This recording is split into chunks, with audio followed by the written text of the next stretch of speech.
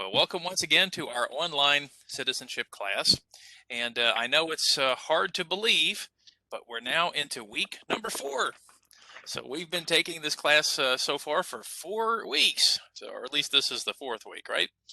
Okay, now this is a big week because this week we're going to talk about a very important document, and that's the Constitution. And in the Constitution, we're going to learn about the different parts of our government.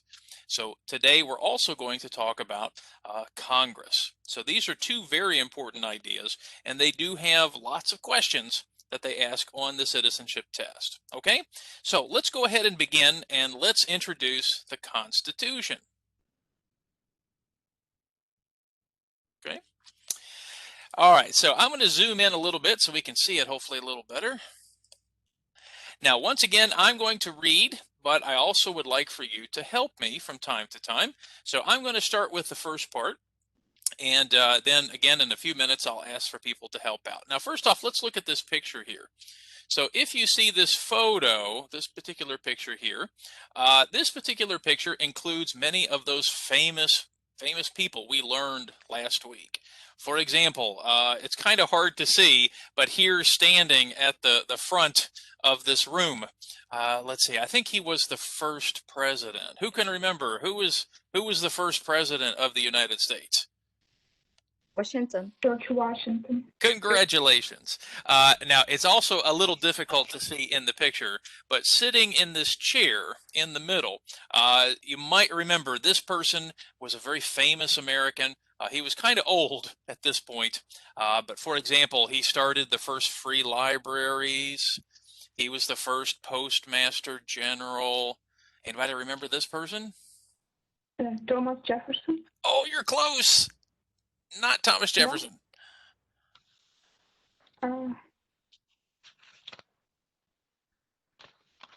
Thomas Jefferson wrote the Declaration of Independence. This person, he was kind of a very famous American. He was the first postmaster general. John Adams. No, he was the second president. Pasteur. Say it again, Gisela. Pasteur. I don't know if I understand the name there. Benjamin. There you go, Benjamin Franklin. There you go, Elena. I know we have many names to remember there.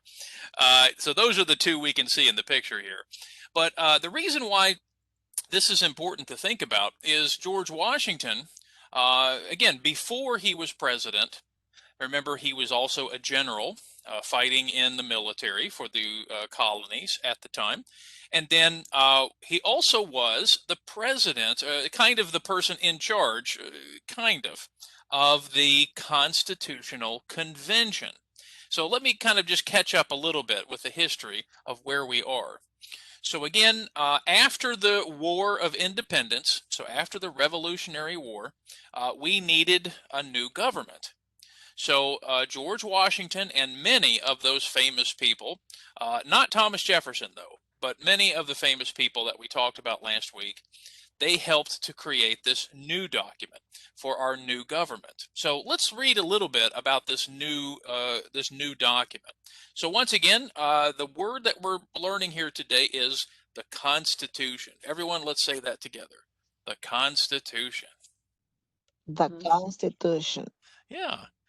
Now, maybe in your countries you also have a constitution, but here in the United States, we think of the Constitution as of course, the most important document, though the Declaration of Independence is also very important.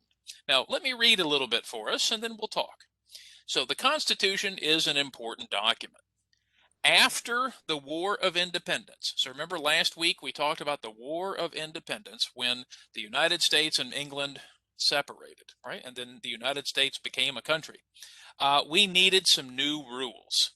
So many of those founding fathers, so again, we mentioned, for example, George Washington, Benjamin Franklin, many of those particular people, they were there. James Madison was one of the most important at this time. So they met at the Constitutional Convention. Everyone, let's say that together. Constitutional Convention. Constitutional Constitutional Convention. Convention. Yeah, so the Constitutional Convention, a convention is a meeting. So they had this meeting, all these people. So if you see that picture, okay, now that's not a selfie. Okay, so that's not a photograph. It's just a painting. But they met at this place, and together they put together our new laws, and that is the Constitution. So at this convention, they wrote the Constitution. Now, last week we learned the important date of 1776, right? 1776 is when we adopted the Declaration of Independence. So here's another important year. Okay, now guys, remember last week I said get a tattoo, right? July 4th, 1776. So get one tattoo on this arm, okay? And then on this arm, you get another tattoo that says 1787. Okay, so guys, get two tattoos, right? Did anybody get a tattoo last week? Anybody? No tattoos? No? Okay. All right. Well, that's all right. You can get two. Maybe you can get a discount for two tattoos for the price of one. Well, anyway, so 1787 is another important year that is on the interview because the Constitution was written in 1787. So that Constitutional Convention, that's what they did. They wrote these new laws. Now, again, without going into too much detail, at the time, remember there were 13 states. There were 13 states. So 9 of those states, let's choose a different color there, 9 of those states had to pass the Constitution. The word is ratify. So the 9 states had to ratify the Constitution. They had to agree to it. But the problem is, if you remember, last week we talked about the Federalist Papers. You might remember the Federalist Papers. They were written by 3 men. James Madison, remember Alexander Hamilton? Do you guys remember that name? And then John Jay. So these men, they wrote the Federalist Papers because they wanted to explain what was in the Constitution. You see, here's the reason. Some Americans did not agree with the Constitution. They didn't think a new Constitution was necessary. And some people did not like some of the things they were hearing. Now, everyone, this is 1787. So here's a question. Okay, here's a question. Were there telephones in 1787? No. No. Internet? No. TV? No. No, we didn't have those things. How did you get your information? How did people get information in 1787? Newspaper. Exactly. Newspapers. Now, do you guys read newspapers today? Does anybody here read a newspaper? No. Uh-oh. Most people are saying no, right? Maybe. No. Well, of course not. We've got phones, right? We've got phones. We can get information from our phones. So, but in 1787, there was no TV, no radio. So again, people did not know, well, what is going to be in the Constitution? So again, these 3 men, James Madison, Alexander Hamilton, and John Jay, they wrote these letters, these essays, and they put them in newspapers. Now, they would not use their names, okay? So they would use the same kind of, you know how on Facebook or Instagram, right? Do you guys use Instagram? Anybody here use Instagram? Yes. Yeah? Yes. Now, do you use your own name on Instagram? Gisela, do you have like a funny name on Instagram, like Cat Lady? No, actually, I use my name. I use my name. Me Okay. too, I use my name. You guys use your names, right? Okay. Sometimes somebody they use other names. It's not That's true. right. That's right. Well, for example, my wife, her name on Instagram is Kentucky Girl. Okay, so that's a secret there. So that's her name on Instagram. Okay, well, here's the thing. They did not use their names. So this was like the Instagram of 1787. So instead, they used the name Publius.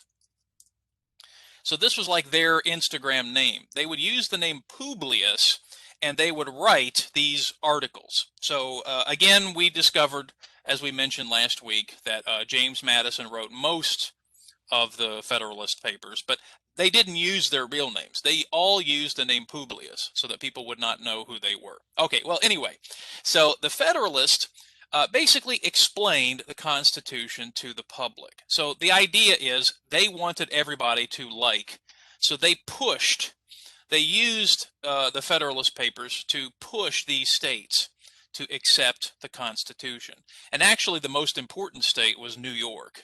They wanted New York to accept it. So the good news is in 1790, all of the states, all 13 states, did pass the Constitution. Now, 1787, that's a long time ago. That's over 200 years ago. We still use the same Constitution today. Now, what about in your countries? Do you know how old your Constitution is? How old is your Constitution? Do you know? Anybody know how old it is? No. No idea? No. No. Okay. For my country, they have old constitution, but when we were colonized by France, Right. they changed constitution. So we have I think a new one Okay. of, in 1920. 26, Okay. I think. Yeah. Well, I mean, still, that's almost 100 years, but still, Yeah. that's, yeah. Okay. Anybody else? Elena, do you know how old the Constitution is in your country? Constitution in my country was 1991. That's pretty. 1990 first year. Yeah, so It's that's not pretty. old. That's pretty recent. That's pretty recent, right? So yeah, your Constitution. Let's see, your Constitution is what, 30, almost 30 years old. Wow. Mm. Yeah. So well, at least your Constitution, can drive. It's old enough to drive. That's good. Okay. Well, so the idea is the United States now has probably the oldest Constitution in the world. So again, our Constitution is the same one from 1787. Now, of course, we have made some changes. So we are going to talk about those changes in just a moment.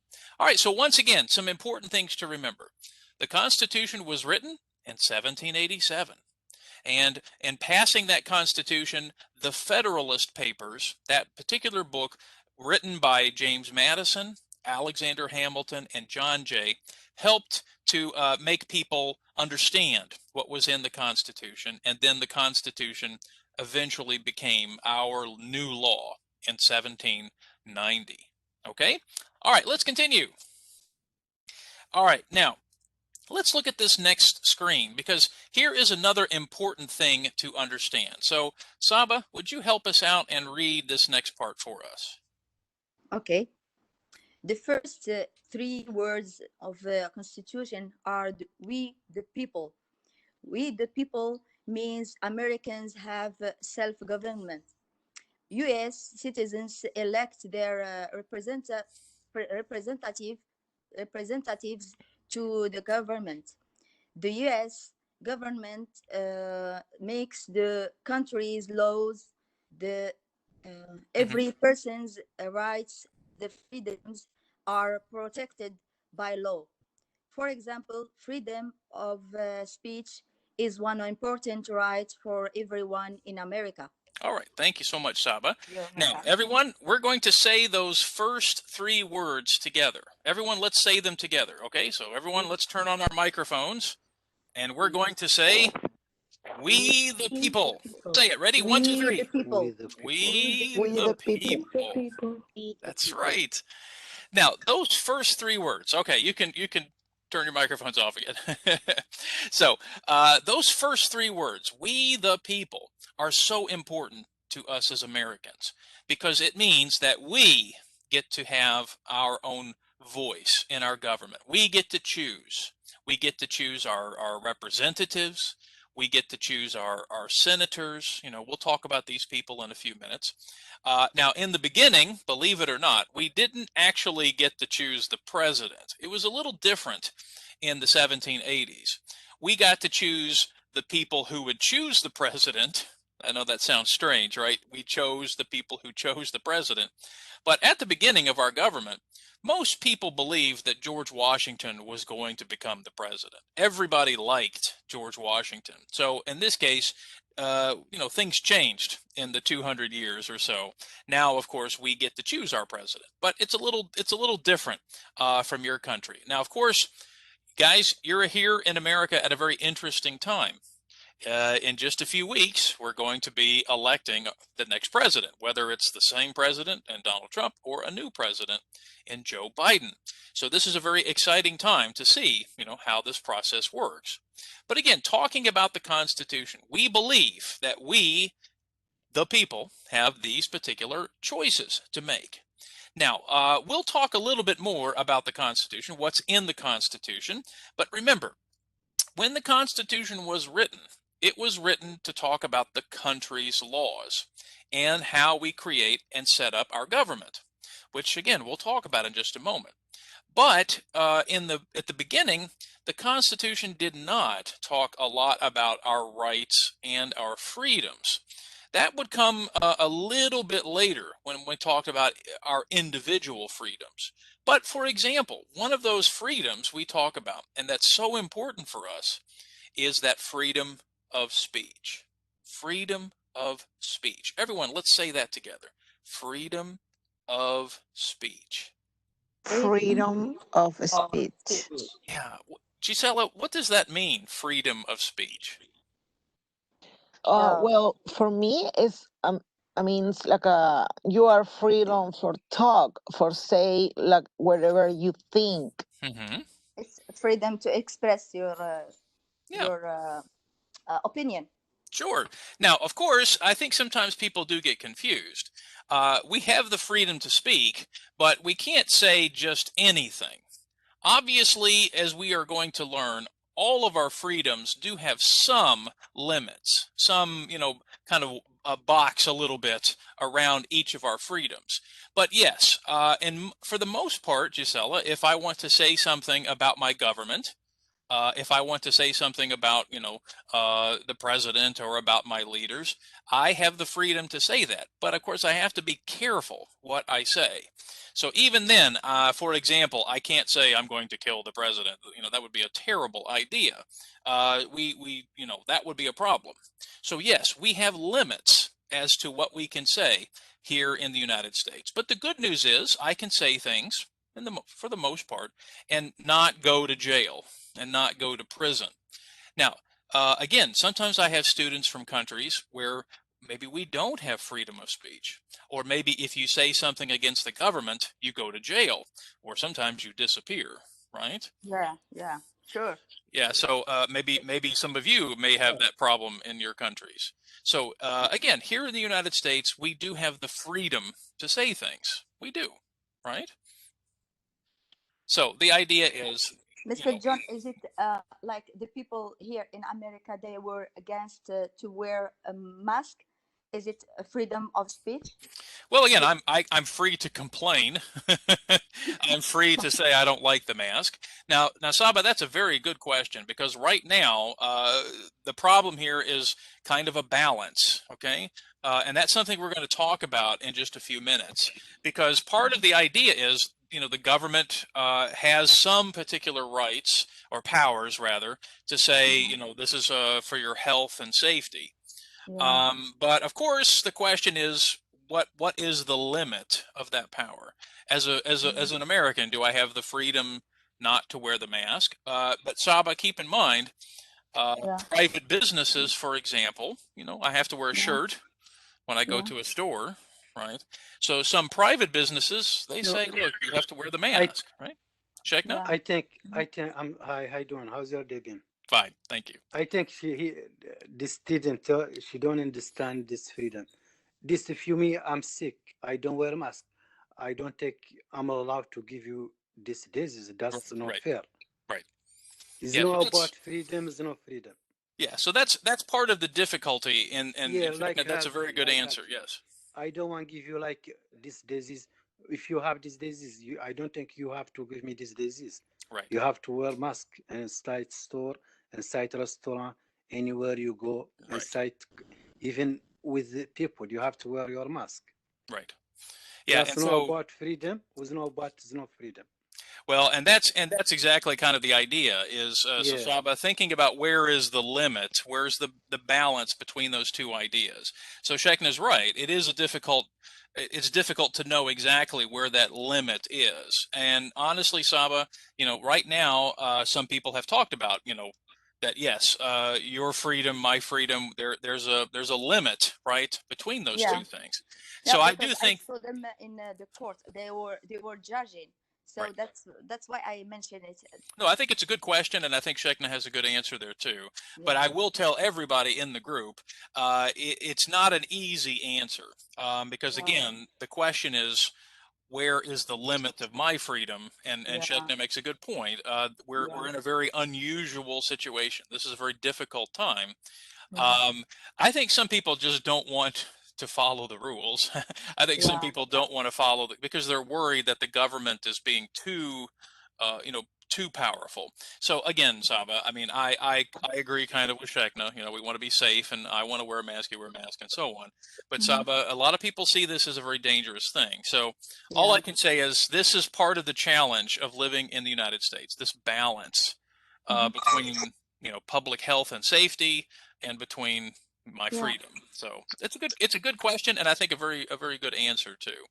Okay, well, let's continue. So what I want to mention here, everybody, here's another phrase that's very important for everyone to learn. Let's say this phrase together. Rule of law. Everyone, let's say that. Rule of law. Rule of law.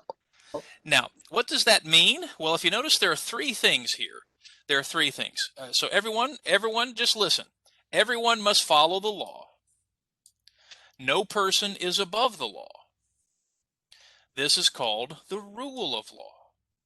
Now, what does this mean? Well, it means, for example, that everyone in the United States must follow the Constitution. Everyone, even the president. The president cannot do anything. Now, I know some of you may come from countries, and I know I've had students from other countries where the president had complete power. The president could do anything. The president could change the Constitution. The president could say, I'm going to stay president for 20 years, 30 years. Maybe you have a country, maybe you come from a country like that. And I've had many students who've come from countries where the president was basically the president for life, right? Yeah, we have it. Yes. Yeah. For a long time. If it can be more than 40 years, it can be, and all.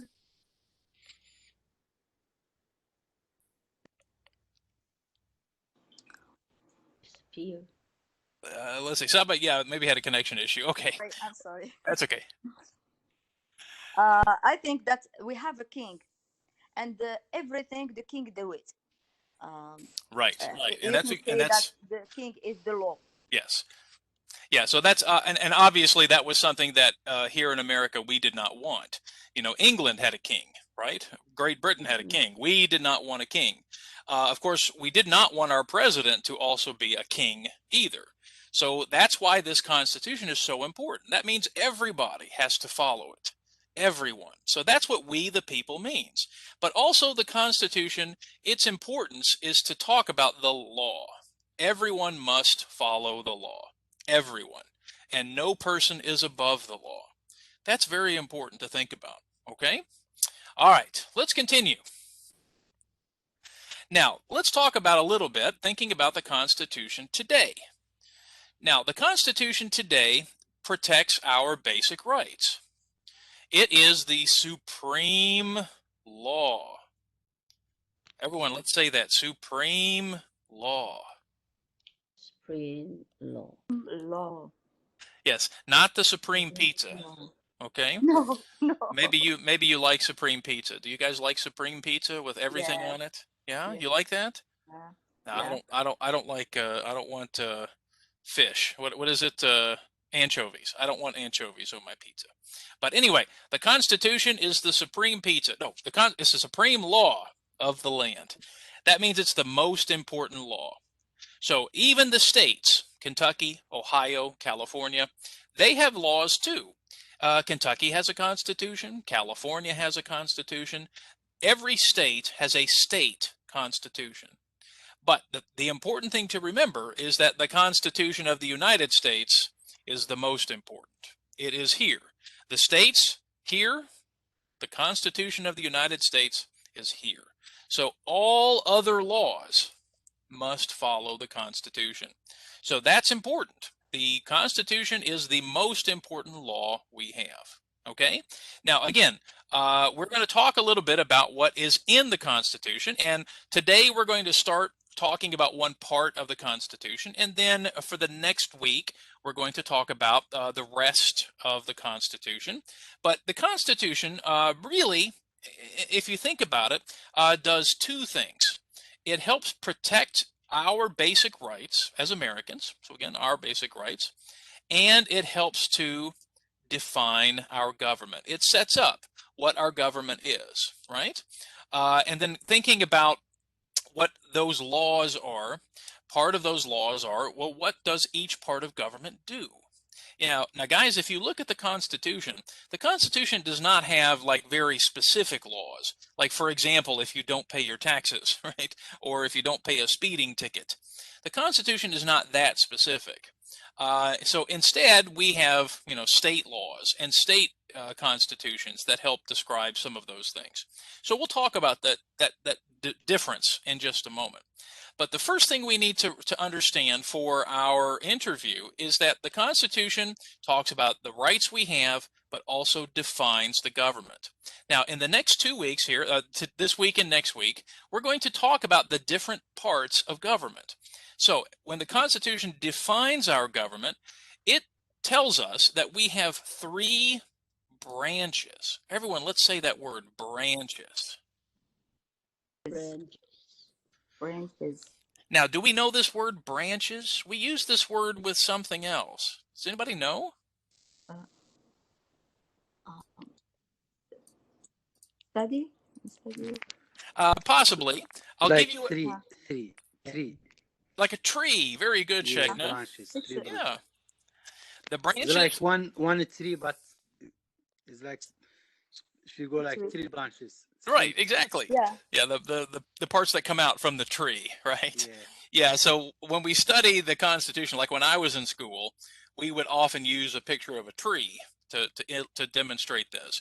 So when we talk about these 3 branches, these are the 3 branches of government that we have. Now, everybody, let's say the 3 branches together. Now, we know the branches by 2 different names, but we're going to use the more formal names first. So let's use these formal names first. Everyone, let's say the first one together. Executive branch. Everybody, let's say it. Executive branch. Executive branch. Good. Executive branch. All right, let's say the next one together. Legislative branch. Legislative branch. Legislative. Legislative. Legislative. It's a hard one, isn't it, Shagna? Legislative. Legislative. There you go. It's a hard one. Yeah, the T kind of sounds like a D a little bit. Yeah. Legislative. Especially in American English. Now, if we were in British English, it might be different. Okay, and then the last branch, let's say this one, judicial branch. Judicial. Judicial branch. Judicial. Yes. branch. Now, Saba, you put something in the chat box. You mentioned Ruth Bader Ginsburg. So some of you may have listened to the news. Ruth Bader Ginsburg, yes, died last week. Died last week. Yes, so was she was the first woman in America. She's a Supreme Court. Yeah, so we'll actually talk more about the Supreme Court and about Ruth Bader Ginsburg next week. But she was a part of the judicial branch. Yes, that's correct. Okay, now let's go back for just a moment and talk about each branch very quickly, because we're going to come back and discuss them, especially the legislative. Okay, so for example, the executive branch, if you see this picture here, what famous house is this in the executive branch picture? White House. The White House, yes. This is not Mr. John's house, by the way. Okay. So, in this case, the executive branch represents the president. Yes, so the president is part of the executive branch. And like I said, we'll talk more about that next week. Okay, now the legislative branch is talking about this building This building, if you remember, is the Capitol building. But in the Capitol building, we have that very important branch. It starts with the letter C. It is Congress. Everyone, let's say that. Congress. Congress. Yeah, so in just a few Congress. minutes, we're going to learn more about Congress in this particular lesson. And then finally, in the judicial branch, we refer to the judicial branch as the courts, the court system. So, for example, Saba mentioned the Supreme Court, right? We have supreme law in the government. We have Supreme Court. So that word supreme is a pretty important word here. Okay, now let's kind of finish this first part here in talking about what we would call this kind of separation of powers. Okay, now let's see, Elaine, would you like to read this next part for us? That branch had several powers. Good. The branch had, how to say that? Equal power. This is called separation of powers. The powers balance each other. No branch has more power than the others. Good. Now we're going to talk about that separation of powers here in just a moment. But what that means is that each branch has its own responsibilities, its own powers. And the importance of these three parts is to balance out the government. So for example, you know, when the country was first created in 1787, many people believed that the legislative branch was going to be the most powerful, because they did not want the president to be too powerful. Now, some people today think the executive branch is too powerful. Or some people, I was just reading yesterday, some people think the judicial branch has become too powerful. So again, the problem here is we're trying to balance these three branches together so that each branch has its powers, but that it's not too powerful. So that's what we mean by separation of powers. We try to separate so that each branch has different responsibilities. Now today we're going to talk about the responsibilities of Congress, of the legislative branch. And then next week we'll talk about the executive and the judicial branch.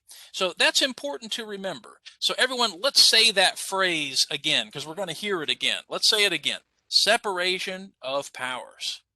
Separation of Separation of Separation powers. of powers. Now, you will learn that we use another word for this too. In fact, a lot of Americans use a different name for this situation. So we'll talk about that next. Okay? So I'm going to jump back. I think the next, okay, so we'll come back to that. All right, so let's go back now and review a little bit of what we've learned so far. So once again, the Constitution is the supreme law of the land. It's the most important law we have. The first three words of the Constitution: we the people. We the people. And those are so important because they help talk about self-government. We govern ourselves, not some king, you know, not some dictator, but we make the choices. And then the Constitution, again, has those two basic responsibilities. It sets up the government, so it tells us the laws and the parts of government, but it also talks about our rights and responsibilities. What do we have as citizens of the United States? Now, believe it or not, guys, you have some rights and responsibilities too. Even though you are not a citizen, you do have some of these rights. Now, for example, you cannot vote. You cannot vote right now, but you can have the freedom of speech. These are things that protect everybody living in the United States. So yes, there are some differences. Of course, voting is a very important right, which people are going to be doing here in 30 days. Now, before we continue in talking about the different branches, I do want to talk a little bit about that separation between the Constitution and the states. This is another important part of the interview process because one of the questions talks about, well, okay, what powers does the state have? So for example, Kentucky, Ohio, Indiana. And then what powers does the federal government have? So for example, let's look at the state powers. Now, if you look at my pictures here, for example, one of those state powers is, of course, going to school, right? Education. So again, I know some of you may have moved in the United States. You may have noticed that Ohio's educational system is different from Kentucky's. It's different from California. It's different from Texas.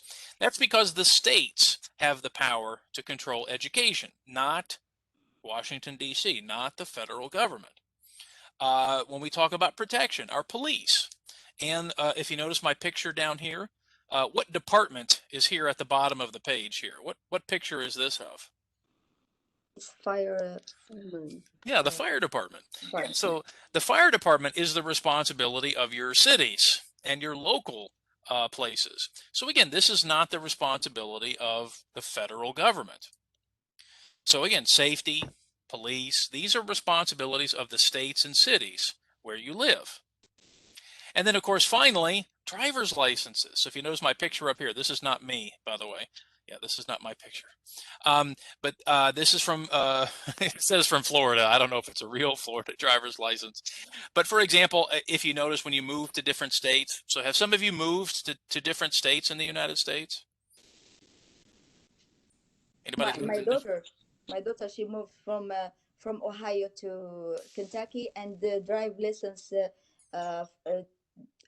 from Ohio, it's different Right. to the driver's license. Right. The driver's test is different. Yeah. Okay. Anybody else have a move around? Have a different driver's license? Yeah. Yeah. South Carolina. South Carolina. Oh, that's right. I remember that. Okay. Yeah. So the reason why we have these different driver's licenses is because these are the powers of the states, not the federal government. Okay. Now, on the test, one of the questions is, can you name one power that belongs to the states? And my answer to most students is the easiest one is driver's license. So I would say that would be the answer to that question. So one power that belongs to the states is getting your driver's license. Okay, so again, now of course, the Constitution does not also talk about how we use local land. So for example, if you want to build a house, right? Here in the United States, if you want to build a house or buy a house or a commercial business, I don't have to go to Washington, D.C. I don't have to drive to Washington, D.C. I can just go to my local government or local city government to help. Or again, most of the time, I don't really need to do much. But in this case, that is something that's also belonging only to the states. Now, speaking of the states, of course, the states also have their own leaders as well. So when thinking about the local states, those leaders are called governors. Everyone, let's say that word, governors. Governor. Okay. Governor. Now, one of the questions in the interview is, do you know the governor of your state? Now, most of you are from Kentucky, so the answer to that question is here on the left side. His name is Andy Beshear. Yeah, so he's the governor of Kentucky. Now, if you notice the letter D next to his name, do you notice that letter D? Yeah, that does not mean doctor. No. Does anybody know what the D means? No. Democrat? Yeah, so he's a Democrat. So when we talk about political parties, again, we're going to talk more about that next week. But the political parties, for example, Democrats, so Beshear is a Democrat. Now, we do have a student from Ohio. I think, Gisela, you're in Ohio, right? So here is your governor from Ohio. So his name is Mike DeWine. So Gisela, that's the one you have to remember. Mike DeWine. Okay, Mike DeWine. And Gisela, why does he have an R next to his name? Republic? You're close. Republicans and Republican. Right. Yeah, so he's a Republican. Yeah. Yeah, so again, if you notice here, that's another question on the test, is thinking about those political parties. Here in the United States, we have basically two political parties, Democrat and Republican. We have other parties, but these are the two most important.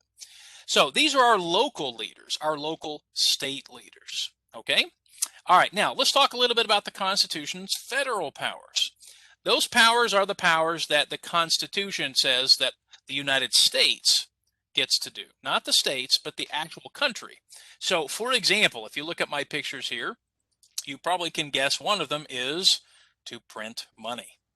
Now, last week when we talked about the colonies, remember the 13 colonies and those 13 states? Do you remember that from last week? Yeah. Well, one problem was when people traveled from one colony or one state to the next, each place used its own money.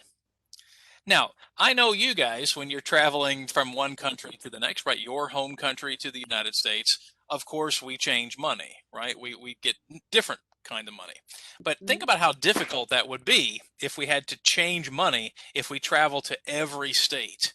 If 50 states had 50 different kinds of money. Would you like that? No. No, of course not. Hard. Yeah. For example, you might go to one state and this product costs, $50, then you go to another state and it only costs $10. That's not fair. So one of the powers that belongs only to the federal government is the power to print money. So that's why we use the same money all throughout the United States and throughout those territories we talked about a couple of weeks ago. Of course, another power that belongs only to the federal government is to declare war.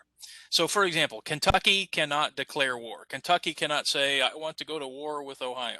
No, it cannot do that. Only the United States government. And of course, as we will learn next week, that is a power that the president has if the president wants to declare war.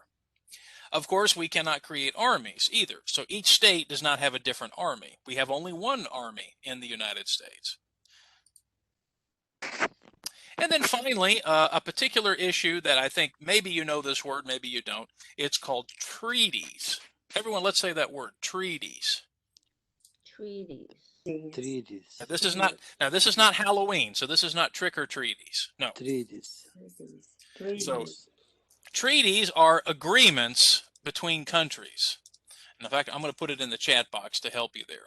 So for example, when if the United States goes to war with a particular country, and then they want to stop the war, that it's finished, they would sign a document, sign an agreement. This would be called a treaty. A treaty is a peace agreement between two countries. So as you can guess, Kentucky cannot make treaties with another country, only the United States. Okay, so once again, in the interview, there is a question that says, what is one power that belongs to the federal government? Now, I usually tell students the easiest answer is the first one, to print money. So just remember, for the states, I would recommend saying the driver's license. And then for the federal government, I would say to print money. That's probably the two easiest answers that you can give. Okay? Okay, now talking about those separation of powers. So one thing, if you talk to an American, you might hear an American use a different expression. Instead of separation of powers, an American might say checks and balances. Everyone, let's say that together. Ready? Checks and balances. Checks and balances. And yeah, so now basically checks and balances means the same thing. It means that separation of powers. So let me read this screen real quickly. So the founders of the United States did not want the president to have too much power. They did not want a king like in England or in France. Now, some of you mentioned kings today, right? So, so the idea is they wanted to divide or separate, right? So that separation of powers, they wanted to separate the powers among those three branches. This means that each branch, remember those three branches, have the ability to balance, so there's the word balance, right? The powers of the government. And to stop, or another word we use, to check the powers of the other three branches. Now, some of you might think of check, like, when you write a check, right, and you give Mr. John, $1 million. Thank you very much. The idea is when we write checks, right, that's different from this meaning. The word check means here to stop something. So in this case, I'm checking your power. I'm stopping or kind of limiting the power. So that way, each branch has specific powers that each other branch can kind of balance. Okay, now the question is, how does this work? How do we have these separation of powers or these checks and balances? Well, for example, I'm just going to show you this little demonstration, and we'll talk more about some of those separations next week. But for example, if you notice this picture I have on the screen, what shape is this picture, by the way? Triangle. It's a triangle. Yeah. So in this case, guys, when I was a young person in school learning about the government, they would often use this triangle shape. Okay. Now that's a terrible triangle. I apologize, but it's kind of a triangle. So the idea is this triangle shows you how each branch affects the other branch of government. Now, for example, in just a few minutes, we're going to learn about the legislative branch and the legislative branch and its specific powers. Okay, but for example, let me just demonstrate here on the screen. So if you can see it there, actually I can just clear the frame. Oop, wait a minute, too much. Sorry, we don't want to clear it that much. Okay, all right, so I'll erase a little bit. Okay, so for example, let's take a look at that Congress, that legislative branch. So if you notice, for example, Congress has some particular powers. The biggest responsibility Congress has is on the budget, the money.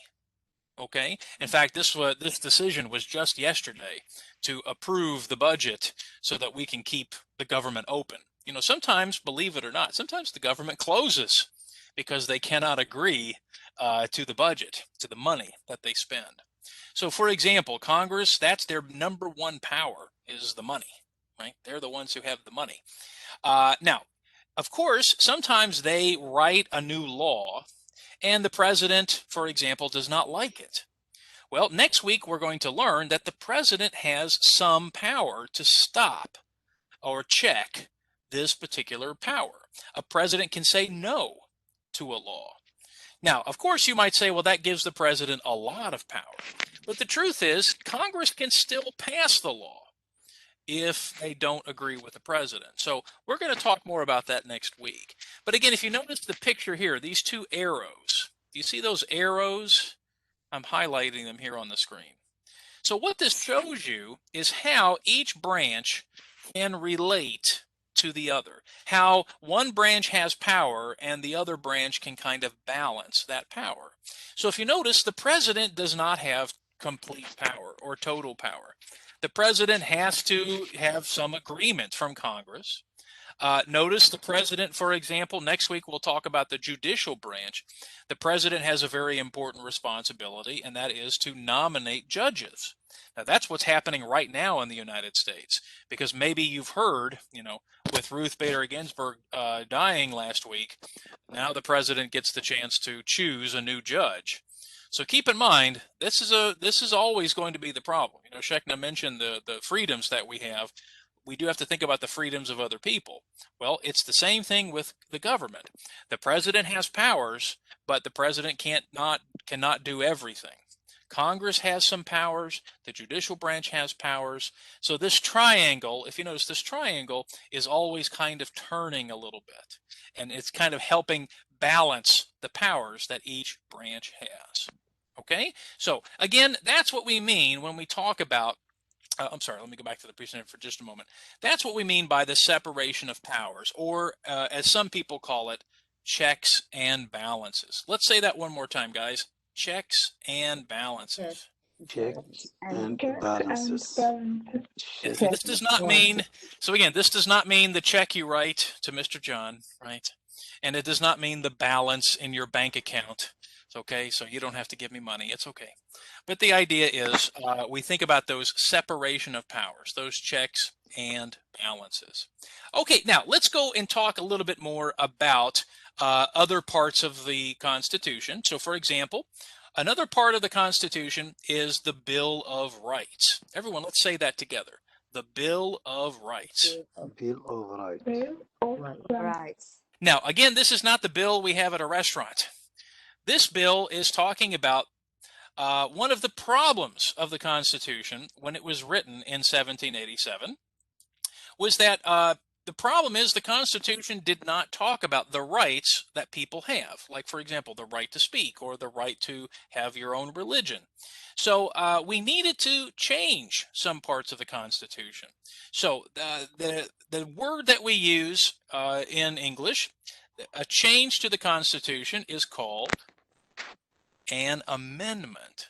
Everyone, let's say that word, amendment. Amendment. Amendment. So this was very important because, again, some people said we are not going to agree to the Constitution if you do not put an amendment for our freedoms. So here was the agreement. Here was the compromise.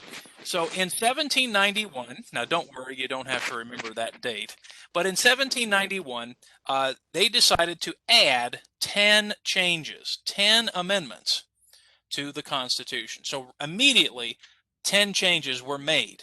And we actually have a name for those first 10 amendments. We call them the Bill of Rights. So the Bill of Rights were the first 10 amendments, the first 10 changes to the Constitution. Now, the Bill of Rights talks a lot about my individual rights, my freedoms, my particular rights that the government does not give me. The government helps protect for me. So now here's what's interesting. Some of you come from countries where maybe the president wants to change the Constitution and just tear it up, rip it up, and write a new one. We do not believe in that in the United States. So we believe that if you're going to change the Constitution, that it should be very difficult to do. So those first 10 amendments were kind of amazing. It was very fast, right? But look at this next number. Now the Constitution has 27. Now, guys, let's think about this for a moment. The Constitution is over 200 years old. And we've changed the Constitution only 27 times.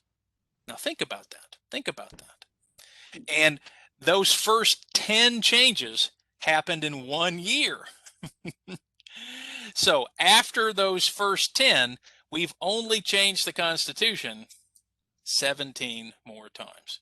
In 200 plus years, 230 years almost, we've only changed it 17 times. Now think about that. That's not a lot. That's almost 20 or 30 years in between each change. So as you can see, we do not believe in changing the Constitution a lot. So some important things to remember. Those first 10 amendments are called the Bill of Rights. And those Bill of Rights were very important. But after those first 10, we've only changed it 17 more times. So now the Constitution has a total of 27 amendments. That's it, just 27. So once again, those rights that we have are guaranteed by those amendments. Everyone, let's say these words one more time. Let's say them. Rights. Rights. Amendment. Amendment. Amendment. Bill of Rights. Bill Of Rights. Bill of Rights. Individual. Individual. Yes, so my individual rights are mentioned in the Bill of Rights. Now, one of those rights, the First Amendment, the first change to the Constitution, I think many of you already know some of this information. So, Olena, would you like to read this next part for me? Can you do that, Olena? Yes, I will. Okay. The First Amendment is in the Bill of Rights. Americans often talk about the First Amendment. The First Amendment protects the individual rights of freedoms. These rights are for everyone living in the United States. Now, guys, do you see that word? It says everyone. That means you. That means you, too. Even though you're not citizens, you have these rights, too. Okay, so that's important to remember. Now, what is in that First Amendment? Okay, so I'm going to share these very quickly. Thank you, Elena. I'm going to share these very quickly. So everyone, let's say all of these together. Okay, so we're ready? Let's say, and we're not going to keep repeating freedom, but freedom is important. So let's say freedom of religion. Everybody. Freedom of religion. Religion. Speech. Speech. Speech. Assembly. Assembly. Assembly. The press. The The press. press. And finally, petition the government. Petition Petition government. the government. Now, don't worry, you don't have to know all of these for the interview, but you do need to know the first two, freedom of religion and the freedom of speech. Now, we talked about the freedom of speech. What does it mean, the freedom of religion? Who can tell me that? You can practice your religion, That's even right. if it is different to others. Okay. And then notice it says, or you can practice no religion. So we can practice any religion or no religion. Now that's very amazing because some countries, they may say you can only practice one religion. But here in the United States, we believe that people can practice any of their religions. Let's talk quickly about the others. Assembly. Assembly means that we can get together and talk about our problems. You might know sometimes the word protest. When people protest, they go to Washington, D.C. and they carry a sign and they don't agree with the government. The press, some of you already know we talked about newspapers. So the press is referring to newspapers and the media. These people have, again, in the United States, we have a lot more freedom than we do in other countries when it comes to the press. And then finally, the petition to government means I can ask the government to change laws. Now, that doesn't mean the government's going to do it, but it means we have that freedom to do it. Okay? Now, that freedom of religion is a very important thing. So let's kind of talk about that for just a moment. Let me return to my presentation. Okay. So, I'm sorry, we'll come back and talk about that in just a moment. So once again, let me just review real quickly. So we can change the Constitution with amendments, but we said that's difficult. Remember, there are 27 amendments to the Constitution. That's it, only 27. And those first 10 amendments are called the Bill of Rights. Now, in thinking about that First Amendment, we talked about speech, religion, and so on, okay? But especially with that freedom of religion, remember, that's the right to participate in any religion or no religion. So keep in mind, that's important. And that is a question that they will ask during the interview. So that freedom of religion. Now, in terms of other amendments that we need to at least understand, for example, the 15th Amendment are when African Americans got the right to vote. Now, we'll talk a little bit more about American history here in a couple of weeks. Okay, the 19th Amendment, which I've talked about in some other classes, are when women got the right to vote. So congratulations, ladies. You guys get to vote here in the United States. This was 100 years ago. This happened 100 years ago this year. The 25th Amendment is a very important one. For example, if the president becomes sick or if the president has been killed or cannot serve, then the vice president becomes president, which we'll talk about that next week. And then finally, another important amendment to remember is the legal voting age. Believe it or not, this is the 26th Amendment. This was a little bit more recently. Before then, people of different ages could vote, but we established that you have to be 18 now to vote. So everybody in this group, we're all 18, right? Okay. All right. Okay, guys. Now I'm sorry we're going to go just a few minutes extra here, so I hope you can stay with us. But real quickly, let's talk about that legislative branch. Okay, so that's what we're going to be finishing up here with this morning. So the legislative branch, or Congress, right? We call them Congress, has basically two parts, or as we call them, two houses. Okay. Now those two houses are called the House of Representatives and the Senate. Now, we'll practice those names in just a moment. But let's take a look at the legislative branch in a little more detail. So I'm going to bring it up here on the screen. Okay? So as we said before, there are three branches, and the legislative is the one we're going to talk about. And remember, Congress's number one responsibility is to make the laws. And part of those laws involve money. Okay, so again, that's why Congress is so important, because they make the laws. And of course, they spend the money. Now, there are two parts. So if you look at the Capitol building, everybody see that there's the Capitol building. Do you notice these two wings here? Notice these two parts here? Yeah, that's not just by accident. It's because each part is for each house of the government. Okay, now some of you, I know in Spanish, for example, we might use the word chamber, cámara, or we might use that word when talking about the different houses. But here in America, we might use the word house. So that's why you hear the word house being used. Okay, so guys, there are two parts to Congress. Let's introduce each part. Okay, so let's look at this first one here. I'm going to zoom in here. All right, everybody. First off, let's say this one together. The U.S. Senate. Everyone, let's say that. U.S. U.S. U.S. Senate. Senate. Good. Okay. All right, Gisela, let's see. Would you like to read this part for us? Yeah, sure. The U.S. Senate. There are 100 members in the U.S. Senate. Each state has 2 U.S. senators. A senator represents all of the people in one state. If a state has a small population, like Hawaii, there are 2 U.S. Senators. Uh-huh. senators. Mm-hmm. If a state has a large population, like New York, there are 2 U.S. senators. Mm-hmm. Senators. Good. This way, every state has an equal vote in the Senate. We elect USA senators for 6 years. Voting for your senator is an important right and responsibility. Okay, thank you, Gisela. You're So welcome. once again, there are 100 senators. So I think you guys can do the math. We have 50 states, and each state has 2 senators. So again, Kentucky, California, it doesn't matter. Every state has the same number of senators. And remember, one of the questions in the interview is, who does the senator represent? Well, the senator represents all of the people in your state.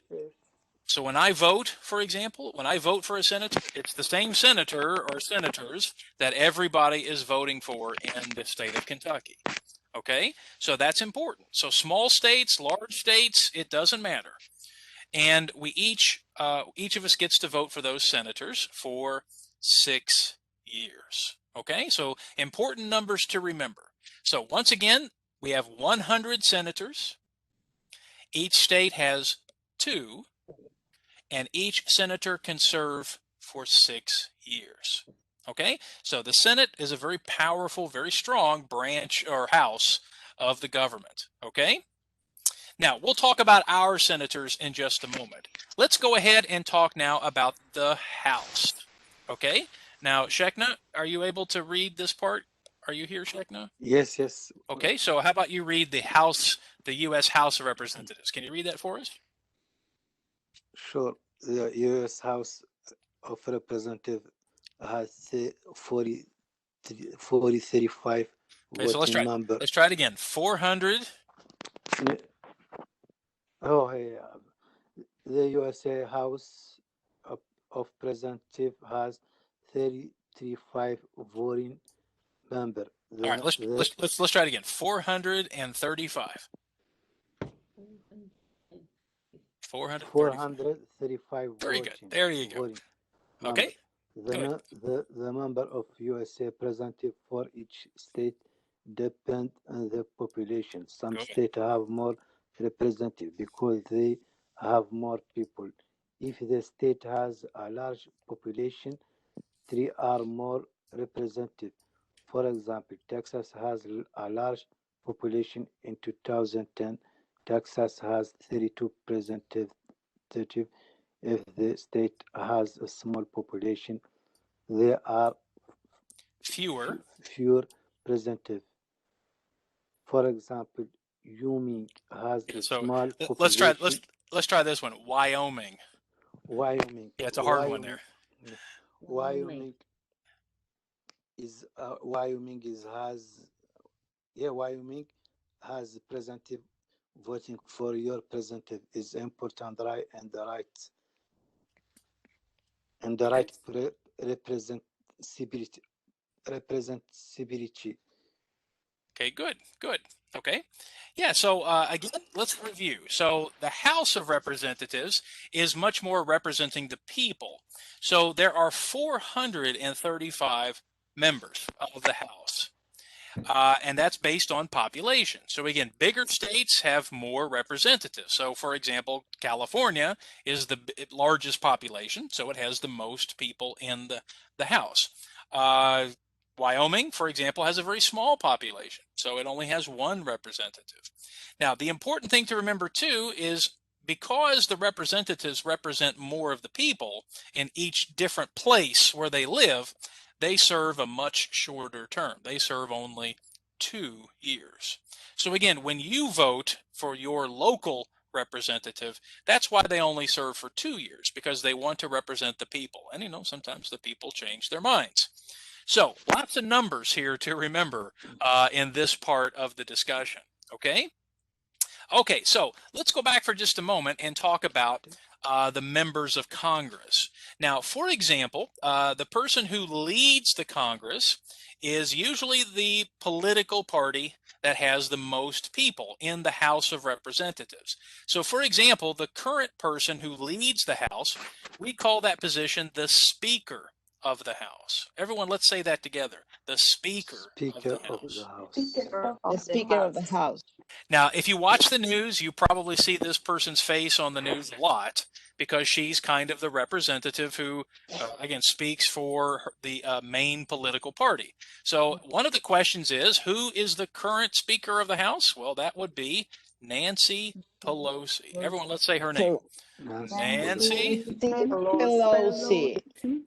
Now, keep in mind, guys, that could change. Obviously, because we have an election coming up, the House could change and somebody else might become the Speaker.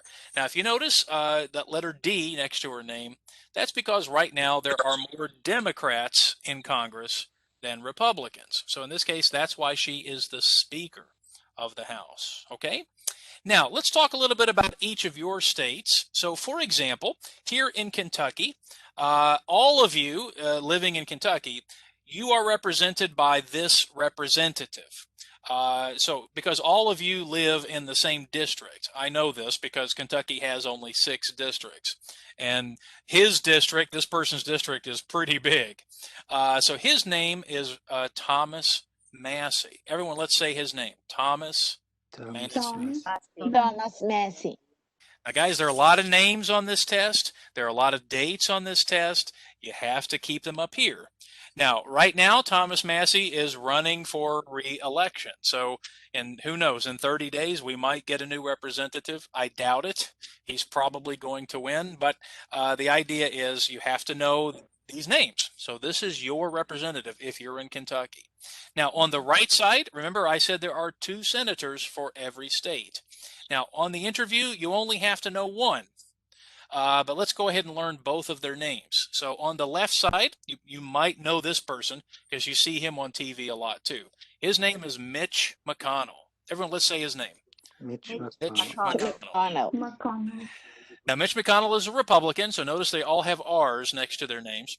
Mitch McConnell right now is the kind of #1 senator in the Senate. He is the most powerful, or he kind of represents the Senate here. So he is the majority leader because Republicans have the more people in the Senate. And then on the right side is the other senator from Kentucky. Let's say his name, Rand Paul. Rand Paul. Rand Paul. Yeah, so guys, you got a lot of names to remember here. So again, you only have to know one. Okay, so guys, if you live in Kentucky, your representative is Thomas Massey, your senators, Mitch McConnell, and Rand Paul. Okay, now Gisela, I do not have the representative for you, partly because Ohio has more districts than Kentucky. So Gisela, what we can do after class is we can look up your address and we can see who your representative is. It's probably Brad Winstrip, but we'll have to check and see because Ohio has more people than Kentucky. Okay, so Gisela, we'll do this right after we're finished. But Gisela, here's what you have to remember: the senators from Ohio. So again, here are your senators, Gisela. Let's say them together: Rob Portman, Rob Portman, Sherrod Brown. Sherrod Brown. Yeah, so you only have to know one of them. but you'll need to know one of them for your part of the interview. So again, since you're from Ohio, and then after class, we'll look up the address for you and find out yours. Okay? Okay. Okay. Okay, Thanks. guys, again, I'm sorry we're going a few minutes extra here, but let's wrap up here in talking about Congress. So once again, Congress makes the laws of the country. That's their responsibility.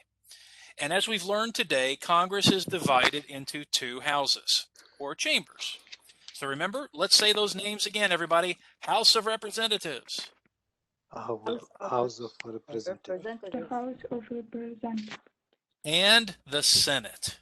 And the and the Okay. Senate. So real quickly, before we finish here today, let's review each house just very quickly. So once again, the House of Representatives has 435 members. And remember, it's based on the population. So for example, California has the largest population in the United States. They have 53 representatives. Kentucky has only 6. And that's because Kentucky is very small.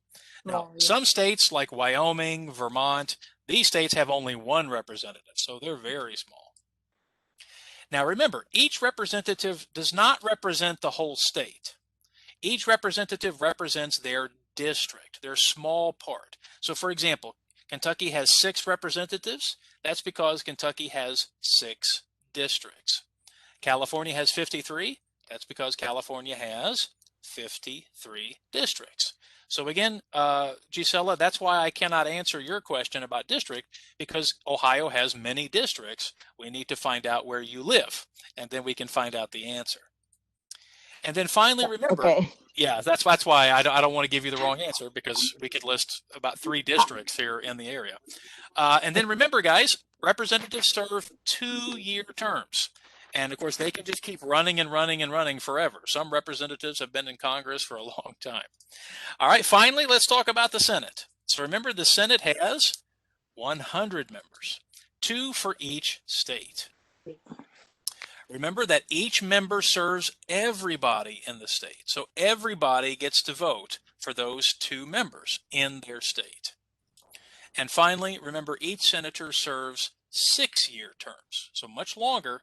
And again, there are no limits. They can serve, as long as they are elected, they can serve forever. So for example, here in Kentucky, Mitch McConnell, one of our senators, he has been in the Senate a very, very long time, and he's probably going to win re-election again. So the idea is he's been serving for a very long time. Okay, guys, I'm sorry we went a few minutes extra. We were going to play a game, but I'm going to let you guys play this game at home. Okay, so the name of this game is called the numbers game. So I'm just going to show you the game, and then I'm going to let you guys play it at home. It's kind of a little fun game to play, but it's kind of a simple game. The idea is the citizenship interview has many numbers and dates. And I know it's hard to remember all of these dates, 1787, 1776, 50 and 100 and all of these numbers. So this game will kind of just help you review matching the number to the specific meaning that they have in the interview. Okay, now we're not going to have time to play it here, but what I'll do is I'll just show you how the game works, and then you guys can play it at home, and you can just play it as many times as you want. So I'll show you an example here. Okay, so for example, on the screen, you'll see dates or numbers, and then you'll see these explanations. Now, for example, we have July 4th, 1776. Okay, now guys, the idea is I want to match that number to the correct question. So for example, does July 4, 1776, is that when the Declaration of Independence was adopted, or is that when the Constitutional Convention took place? Who can remember? Declaration of Independence. All right, let's see if you're right. Okay, so Shekna, here we go. I'm moving it across the screen, and you are correct. So the idea is when you play the game, you will just move the piece across the screen, match it with the correct answer, and then if it's correct, it disappears. Okay, now if you're using your phone, it's going to look a little different on your phone. If you're using a computer, it'll be a little bit easier to play, but you'll have to use the mouse. But again, you can play this game on your phone too, and there's a clock that'll tell you how fast you are. So that way you can play the game over and over and try to get faster and faster. So I'll send this to you in your email and you can play the game at home.